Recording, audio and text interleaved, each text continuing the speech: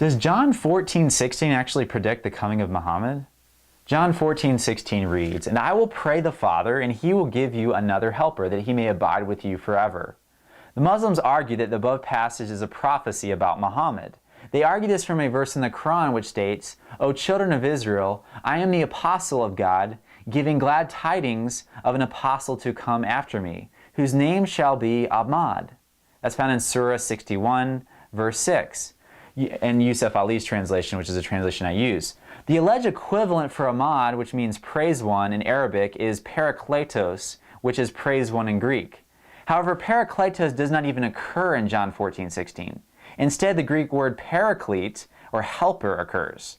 Therefore, in order to support their argument, Muslims have to argue that the text of John has been corrupted. So in response, there's a number of reasons why this passage is not referring to Muhammad. First, there's absolutely no ancient textual evidence among all the over 5,600 Greek manuscripts to place the word parakletos, or praise one, in place of paraclete, which means helper.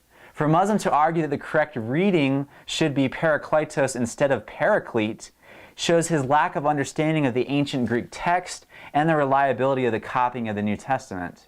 Second, in the same passage, Jesus explicitly identifies the helper as the Holy Spirit. In verse 26 of chapter 14 of John, he says this, "But the helper, the Holy Spirit, whom the Father will send, will teach you."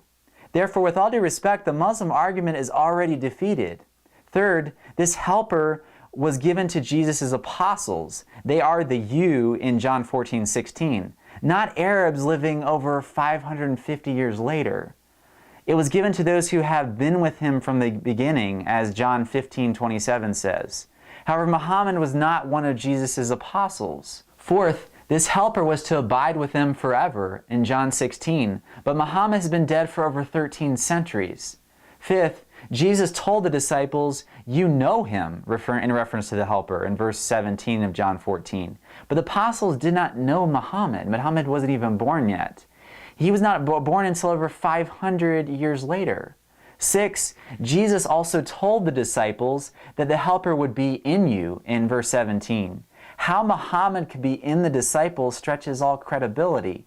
This reference of being in the disciples clearly is a reference to the Holy Spirit's role of indwelling inside believers, as the context of John, as John 14:16 through 26 indicates, and the rest of the New Testament. You can look at Ephesians, for example. 7th, Jesus said that the helper would be sent in Jesus' name in John 14:26. However, no Muslim believes that Muhammad was sent in Jesus' name. 8th, the helper whom Jesus would send would not speak on his own authority, as John 16:13 says. However, Muhammad constantly testifies of himself. For example, in Surah 33:40, Muhammad says of himself, "Muhammad is the apostle of God and the seal of the prophets." 9th, the helper would glorify Jesus, as John 16:14 says. How would Muhammad actually be glorifying Jesus if Muhammad is the last and the sealer of the prophets? He really would not be glorifying an earlier and inferior prophet like Jesus. 10th, and finally, Jesus said that the helper would come in not many days, as Acts 1:5 says. But Muhammad did not come for almost 600 years later. Since the helper is the Holy Spirit, he did come nearly 40 days later, as Acts 1:5 and Acts 2 indicates. Therefore, given the above evidence, and as all New Testament scholars agree, the Holy Spirit clearly is the helper in John 14:16, not Muhammad.